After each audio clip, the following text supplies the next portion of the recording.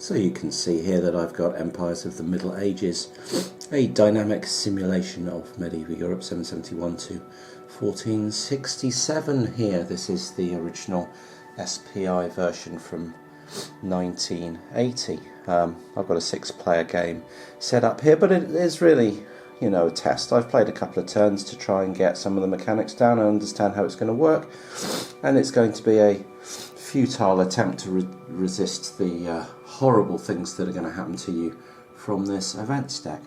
I've been playing Fields of Fire over there. I played a couple of scenarios of that, but there are dozens of playthrough videos, turn by turn, card by card, especially of the first Normandy scenario, the Trevier's Offensive, so I was determined not to film that.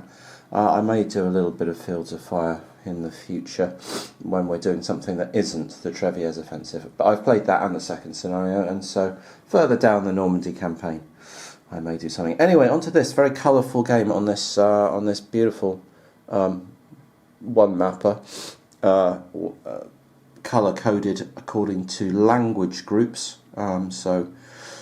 Romantic languages here in orange, and Germanic up there in blue, and Celtic over here in purple, and Baltics up here in a different purple. Greens are Slavonic languages, and non-Europeans are the non-Indo-Europeans in this tan colour. This pink is Hellenic languages down on the Mediterranean, Eastern Mediterranean, and so on. Brilliant. Hungary is its own thing. Yes, if you've been to Hungary, I have been to Budapest. Its language is famously rather difficult to get your head round. So we've got 6 players, and they're leaders. You have a leader for your empire, and they have 3 ratings: statures in combat, administration, and diplomacy. You can see here, this is the green. I've given them a dice. That's going to be used to tell me the turn order for the same colour as their empire. So green here has got the Byzantine Empire down here. We've got a yellow player here with a 3-3-3 leader. Rather hemmed in here is the Burgundy player, who controls Switzerland, Burgundy and Provence, and nothing else. Hemmed in by a French empire there, red, and a blue empire there, a Germanic empire there.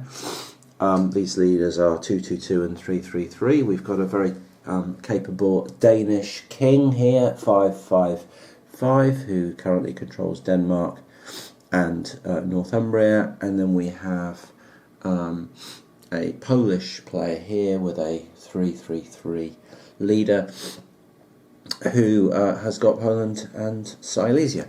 Cool. You can see immediately from that how asymmetrical this game is. And you've got this huge Byzantine Empire here with a 5-5-5 leader. You've got this huge Germanic Empire here, the sort of remnants or the follow-on from Charlemagne's empire, presumably here, with a 3-3-3 leader, and then you've got this poor Burgundian guy trapped in here with nowhere really to expand, and you know, the 3-3-3 leader as well. So there are sort of victory point. This is a sort of handicap game in that at the end of the game, if you're the Byzantines, you get 5 bonus points for being the Byzantines, whereas if you're Burgundy, I think you get 30, and if you're Poland, I think you get 30. But, you know, a bad event card could just wipe you off the map if you're Poland. You could just draw a bad event card and be gone. It nearly happened in my trial run-through. Poland drew and immediately drew a leader dies airless. Poland went into unrest and then rebelled, and they were left purely with Silesia, which luckily didn't rebel, or as I was saying, they would have just gone on their first event card without ever doing anything. And that is the kind of feel of this. Is a proper old school board gaming, where you couldn't assume that you were just going to expand and grow happily and rack up points, and that, you know, it was just a case of whether you racked up a few more than someone else. No, you can just get wiped out in this kind of stuff. So, what do these mean then? Well, each turn you're going to draw 5 cards, which essentially represent your 5 actions that you can take. and then you're going to, you can't look at those cards. They're like having 5 dice rolls, random dice rolls queued up, and they've got the results of different actions on them. And so when you choose to take an action, you then flip a card and it tells you the result, a bit like a dice roll. So quite a baroque kind of, method of doing things, but there we go. And basically you can pillage or try and conquer neighbouring territories. So you can pillage them for money or try and conquer them to put one of your control markers down on it. You can diplomatize it, so you can try and send diplomats over, and that can get you political claims on areas, or it can allow you just to conquer them diplomatically. And then you can also, what else can you do? You can rule the areas that you already have control markers in to try and increase their social state. Higher social state generally being good. And you can, what's the other thing you can do? Plunder, pillage, conquer, diplomatize. Let me have a look. Oh, fortify. So you can build fortifications like, for example, this here in Constantinople. You can have, an area can have level 2 or level 3 fortifications, and that will be a negative modifier on other people trying to plunder or pillage your, conquer or pillage your area, so you can fortify.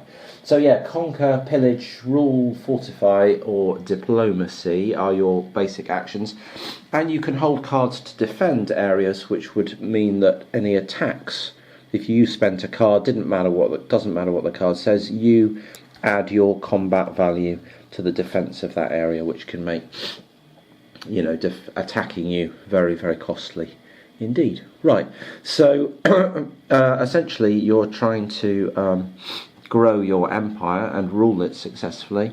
The other thing you can do at any point in your turn is tax, and to tax an area, you're basically going to take a certain amount of gold from it equal to its, you can take up to its social state, as long as that's positive, I believe.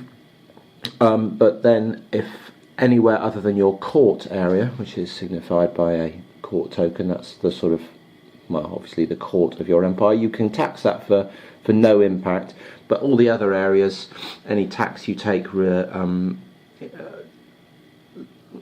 causes a sort of rebellion roll to see whether they revolt against you and go into unrest. You can see part of the German Empire, the whole of Italia, the Italian section of this blue German Empire is in unrest. You can see the markers there,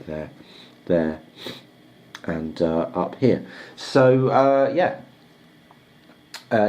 you use that to grab money, and money is used to pay for actions and to boost the chances of success on die rolls when you take actions.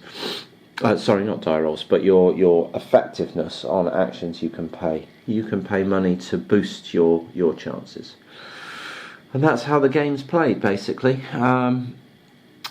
You've got those 6 actions, and you're trying to expand across the board and not die horribly at the hands of events cards and all kinds of raiders and local NPC kind of rulers that can spring up in areas and go conquering across the board and wiping you out. So there's an element of almost cooperative play in this, where I'm not entirely convinced there's much value in going to war with other players, because the entire game is going to try and screw you. The last thing you want is other players trying to screw you as well.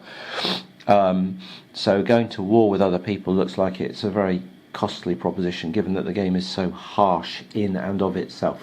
But we will see that as the event cards come out, and we see just how difficult it is to get things done using this year deck.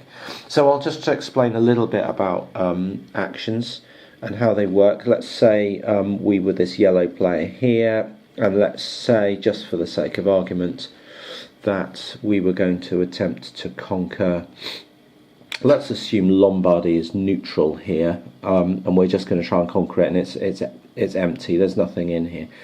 So we would take our combat stature, which for our player here is 3, and we would modify that by a number of things. In the case of conquest, we would add the base social state of the province that we were launching the attack from, in this case Burgundy, so we'd get +3 and we'd have a net 6. And then we'd add up all the negatives on our attack, and that would be the social state of the target area. Let's say it was neutral and not up at +3, so it would be +2. The one in brackets is the default. So 2. Fortifications in the area, there's none of that. The defending leader's combat stature, well, let's assume it's neutral, so there's none of that. And then we would modify it by the language and religious differences or similarities. And there's tables for this, up in the rulebook, up over here. But essentially, it's Roman Orthodox, which that little red cross up there tells us. Roman Catholic, sorry. And the language, you can see this one's yellow and this one's a slightly darker yellow, so that means that they're related languages, and that would be a +1, or that would be count against us for 1, and we'd end up with a net 3.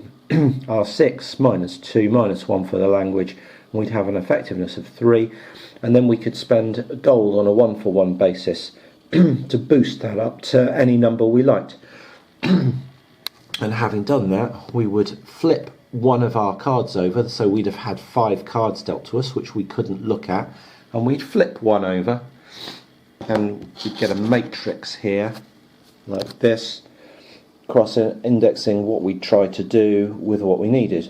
And you could see here that had we done that on Conquest, we would not have conquered it, we would not have had any effect on the target area, and the social state of the area we launched the attack from would go down by 1 if our number was less than 8, and it was less than 8.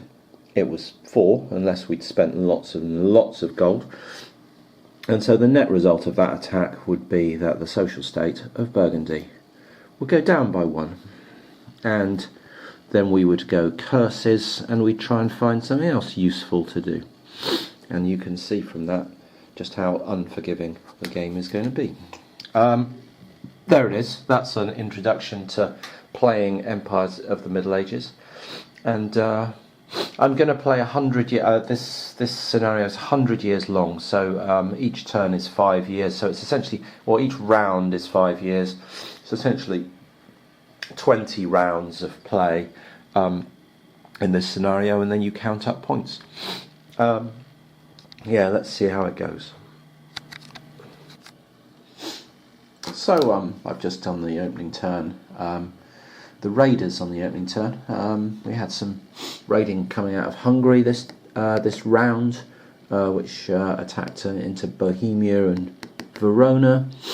By special rules, the Hungarian raiders can go one area beyond Hungary, so they were attacking into these 2 areas, and then some Saracen raiders coming out of the Western Mediterranean and Tyrrhenian Sea did some awful things to Tuscany and Lombardy and reduced those. I think Tuscany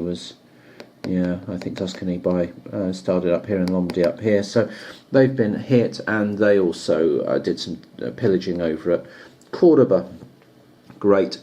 Then we determine the turn order, which is basically you use these scores, and whoever's got the highest gets to choose where they're going in their turn, 1st, 2nd, 3rd, 4th, 5th, 6th, so on, with 6-player game 1st to 6th. You can see there that the Byzantines chose to go last, see what everyone else will do. Then it was up to the Danish king, and he decided to go first, and so on. We got the French going 2nd, Germans going 5th, Poles going 3rd, and that would leave the Burgundians going 4th. So yeah, let's just have a little look at what a turn or a few actions might look like. So here we've got this guy. He's got 5, 5, 5. I'm in his combat administration and diplomacy. So he's got Denmark, and he's got Northumbria, so he's looking to expand his kingdom. He decided to go first because he wanted to take a shot at maybe Mercia and, if possible, Wessex, and grabbing some territory before anyone else did.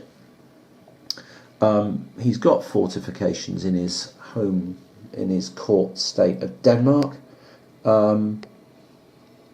So then he's got some options. He's got you know, his 5s are quite powerful. So is he going to try and physically conquer Mercia or Wessex, or is he going to try and diplomatically conquer them? Diplomacy is harder because neutral areas, which they both are, have an implicit defence against diplomacy of 3. So whereas they've got no, you know, they're not assumed to have military defence. So, you know, if we come over here and look at the rules, you know, if you diplomatise someone, it says down here, if area is independent, diplomacy stature is assumed to be 3, Venice is 5. Whereas if you conquer an area, it says defending leaders combat stature on defence endeavour only, and there's no defence endeavours because there's no neutral or independent leaders with these things. So, yeah, unless there's an actual NPC character kicking around, which, you know, there isn't in this case. So military conquest of independent areas is easier, but if you conquer an area militarily, it goes into unrest, and then you have to rule it successfully to try and get rid of that unrest. So if you could do it diplomatically, that's more efficient. The other thing that's interesting about this game is that there's a difference between military control of an area and acknowledgement that you have a right to the area. So you can see you have these claim markers, and to actually have solid control of an area you need both military control of it, i.e. the social state marker, and your colours claim mark on it to show that it's, you know, that you have a rightful and acknowledged claim on the area, which you get through diplomatic means. Yeah. So again, to take just military control of Mercia would be good, or Wessex would be good, but claims on them would be better. So, or claims on them as well are how you solidify having an empire. So that's what the Danish king is looking for. He wants to take over Mercia and Wessex probably, and try and establish some sort of empire in the British Isles, and it's a question of how he goes about doing that. Let's draw him an event card, because that's the first thing that happens. So he has got a weapons advance. Let's have a look. This card increases a player's effectiveness rating for conquest and pillage by 3. When the player undertakes a defence, the attacker's effectiveness rating is reduced by 3. Once played, this card's effects must be used each time the player undertakes a combat. The card is lost if in conquest or pillage a -1 is applied to the owner, or if an area he defends is conquered. That's pretty cool. Let's play that and have +3 to our military. So we're going to now have a military effectiveness of 8. Woof. Okay, I think that's just determined what we're going to be doing then. So let's have a look at this. Let's say that Harold decides therefore to try and conquer Mercia, and he's going to launch that attack out of Denmark. Now this trident here on Denmark means that it's a seafaring area, and that means that there's no penalty to using a sea area to launch the attack. He will have to pay gold though to launch the attack, and I believe it's 2 for a conquest. Yeah, 2 gold. So let's pay 2 gold to begin with, and then let's work out his numbers. So he has got his combat stature of 5, his weapons advance 3, that makes it 8, and the social state of the base area, that's his sort of attack value, and that's 2, so that gives him a 10. Okay. The defence of Mercia, or does he want to go do Wessex first while he's got his big bonus? Let's try and do Wessex before we lose that card. So he's going to try and conquer Wessex, and Wessex has got a defence of its social state, which, although it hasn't got brackets due to a misprint, I think, it's got the plus there, so it's 2. Fortifications it doesn't have any of.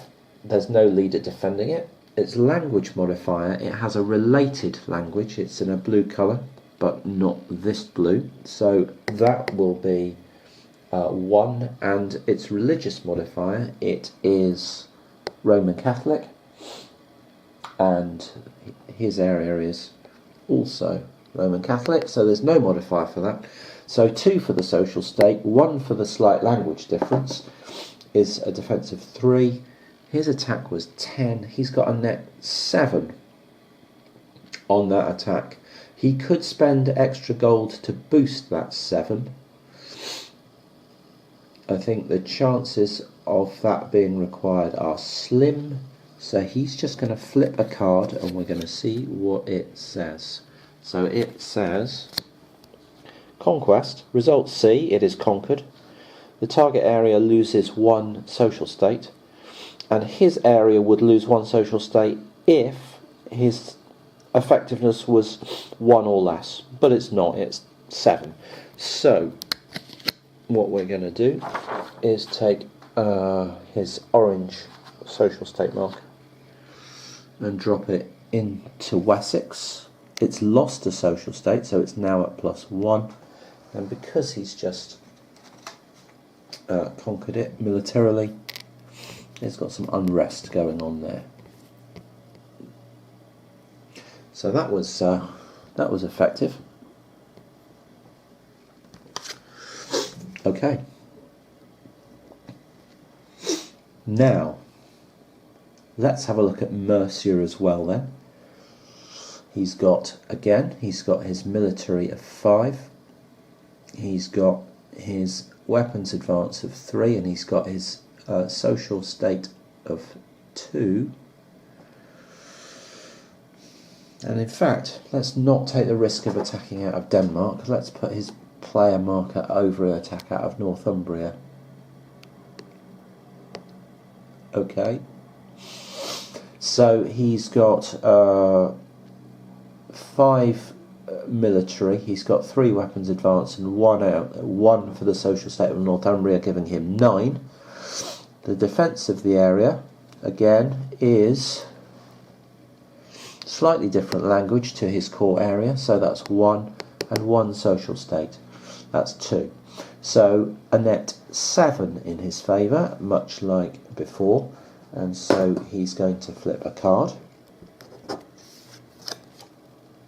Okay. We can see here. Conquest. Conquers it on a 6 or more. He had 7, so he's conquered it. Base area has loses a social state on a 4 or more. Well, he got a 7, so that's going to happen. And the area he attacked from, his active base, will lose a social state if he had 3 or less, but he didn't. He had 7. So he is going to conquer that area, put his social state marker down in Mercia on the +1, but it's then going to lose the social state, so it's going to be on 0, and it's going to have some unrest. Okay. Okay. That's all pretty effective. So the next thing he wants to do, oh, and he had to pay 2 gold for that. Just remember to pay his dues. Okay. So the next thing he wants to do is perhaps try and quell some of that unrest.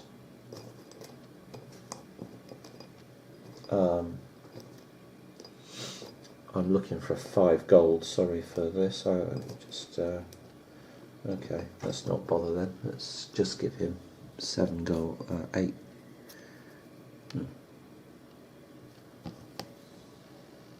He should have 8 gold. He started with 12 and he spent 4. He should have 8.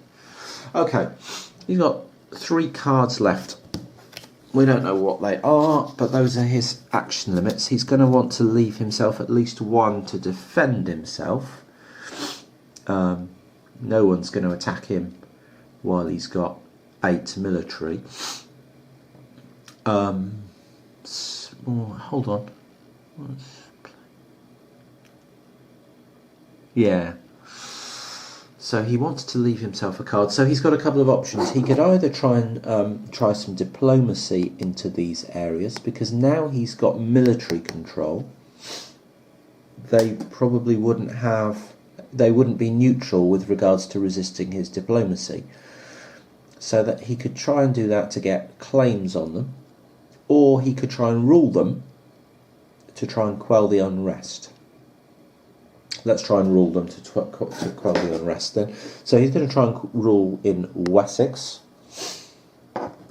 So we'll pop his player marker down in Wessex to show what we're doing. That's just an indicator of where you're launching your actions from.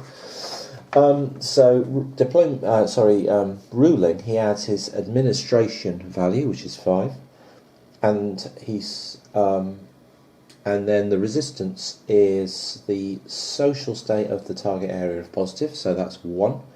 Language modifier, that will also be 1 for a related language, and religion modifier, that will be 0 for the same religion. So social state of 1 and a language difference of 1, resistance is 2. And he's got 5 administration, that gives him a net 3. Let's throw a couple of gold in then. So he's going to spend 2 gold to put him up to a 5. And he's going to flip a card over. And you can see here it says ruling +1 on an 8 or more. So there were no adverse effects, but a +1 on an 8 or more. I just need to check, because I think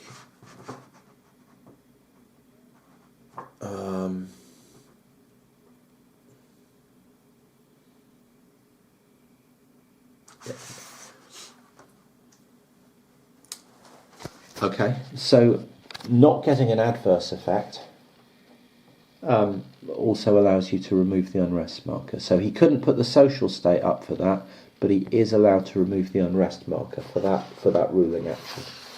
That's quite useful. And I think he's going to try a similar thing up here in Mercer, where he's got a 5, language difference of 1, social state in here is 0, so he's got a net 4.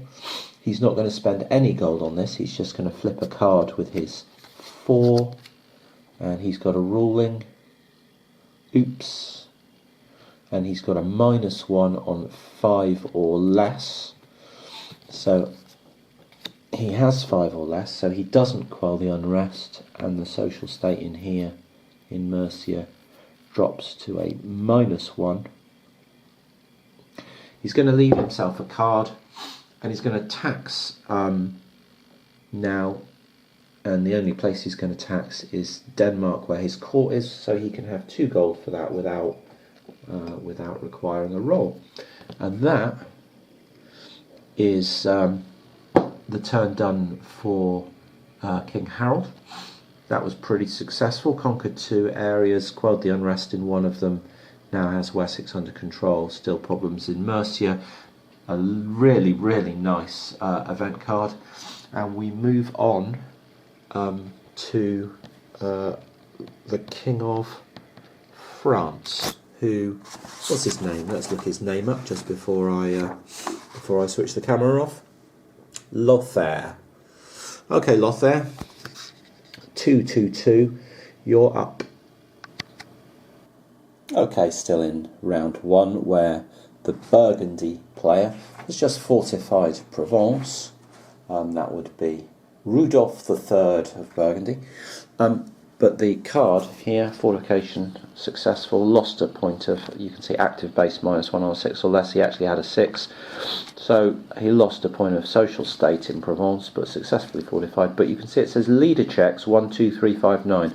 What that means is, this is the first one of these we've had, if the stat you just used is one of those numbers, and that's all the numbers it can be, 1, 2, 3, 5 or 9, then you have to check, you make a leader stature change table. In other words, your leader just changed, so Rudolph III of Burgundy, or whatever his name was, has just gone, for whatever reason, died, and been replaced by someone else.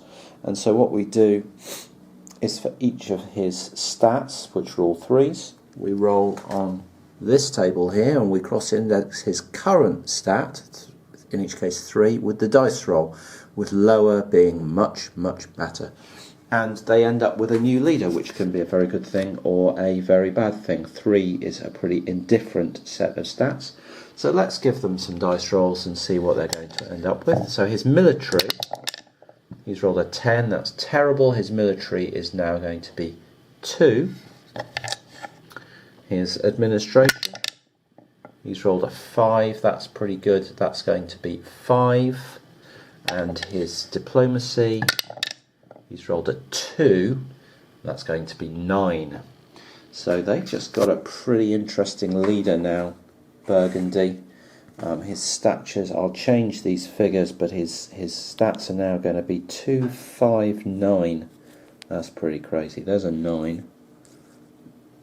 So they have got an uber diplomat and administrator with not much military skill in charge. That's a really interesting turn up for the books, especially given how difficult their position is,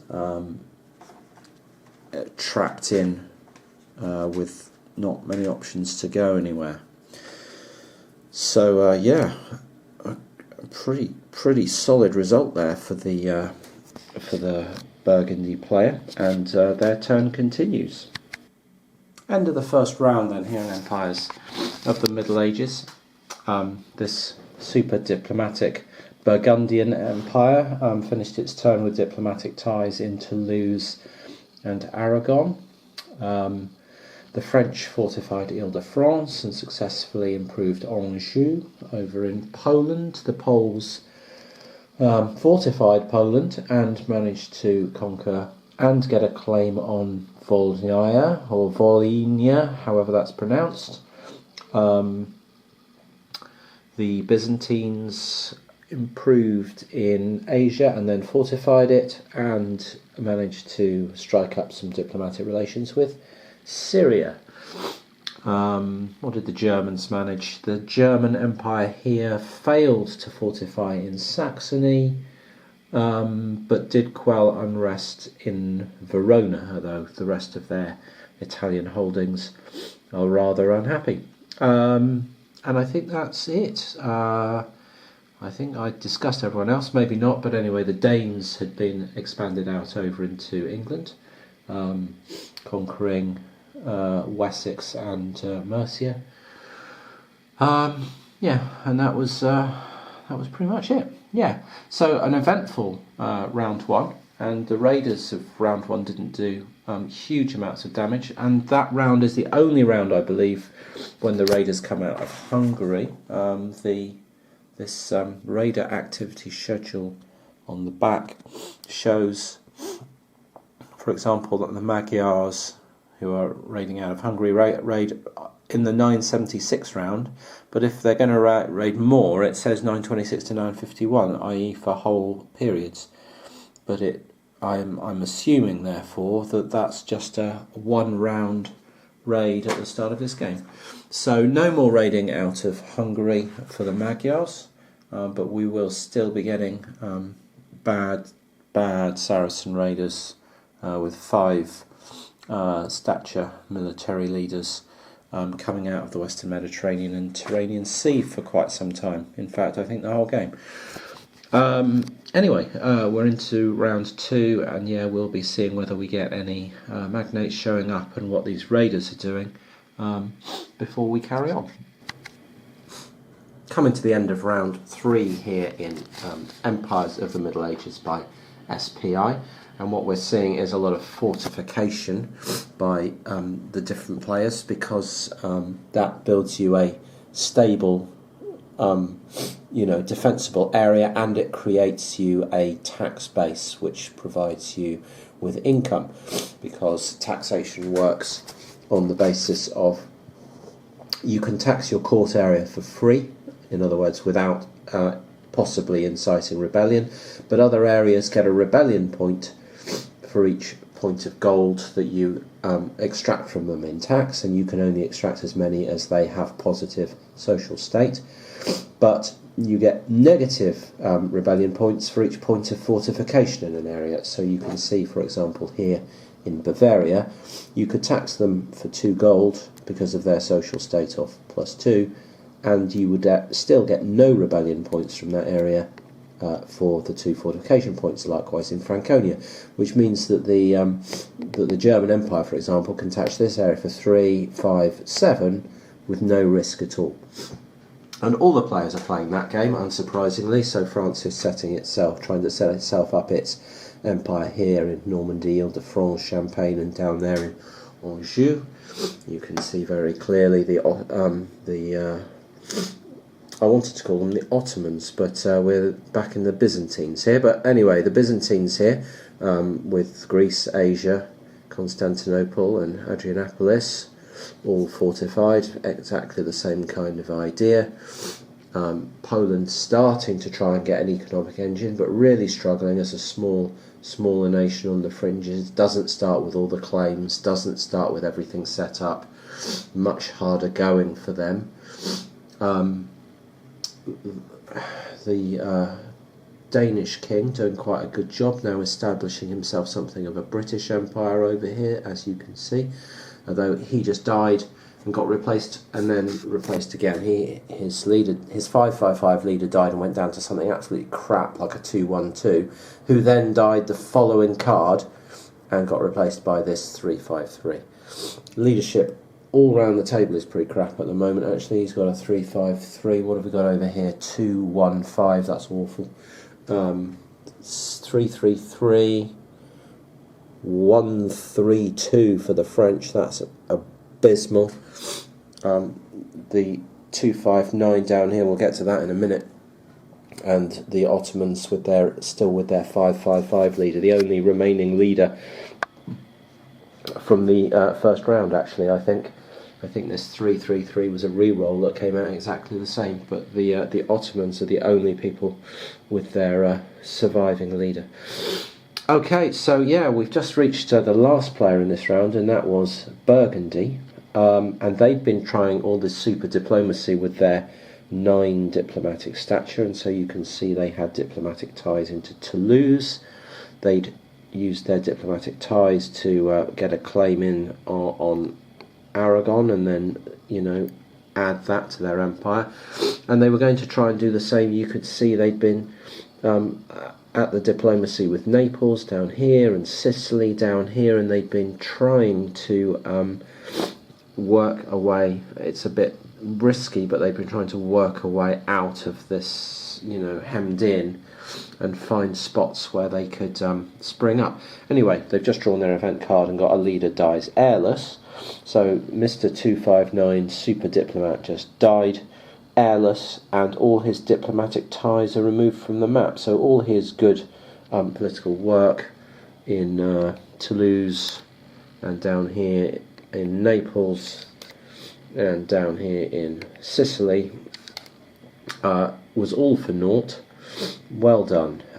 It's a good job they actually grabbed Aragon while they had diplomatic ties to it, and actually made use of some of his diplomacy there. So it wasn't all completely wasted, but it was mostly wasted.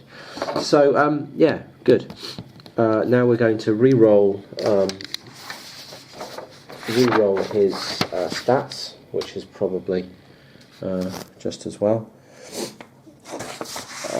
So let's see what we get. I like doing this. It's quite fun. It's quite interesting seeing how people's abilities change. 1s and 2s are pretty much useless in this game. You need a 3 to have any sort of basic chance of doing anything. 5s give you a strong chance. 9s are absolutely blistering.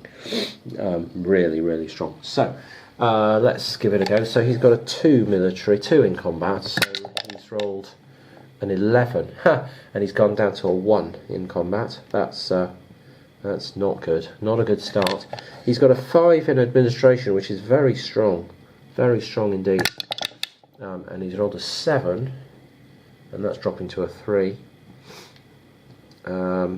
Okay, 3, and then he's got a 9 in diplomacy, and he's rolled a 12, and that's dropping to a 1. Oops. So yeah, so he's going to be 1-3-1 instead of 2-5-9. Yeah, which is going to severely hamper their efforts to do anything worthwhile this turn. So yeah, I'm just going to plough on with that, but not much is going to change as a result of this crap. And I've got the rest of this card to do, so there may be some unrest in some of their areas. No, they don't own anything outside their own language area. So there's no unrest. Player loses claims to any area that rebels or does not possess. Player must discard these holding cards indicated to be lost when the owner goes hairless, which is his 2 event cards here. So he had a recognition of claim card and a diplomatic coup card.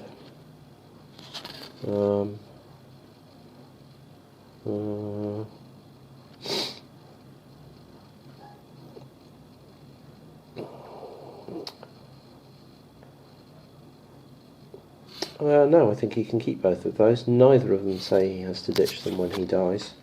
So, and some cards do. This, for example, this one will say this card is automatically lost if the owner's leader dies hairless. So no, he can keep those. Luckily, one bit of good fortune. Anyway, I'm going to crack on and finish this round for the Burgundians, but I'm not going to do it on camera because I've shown you pretty much everything that's going to happen.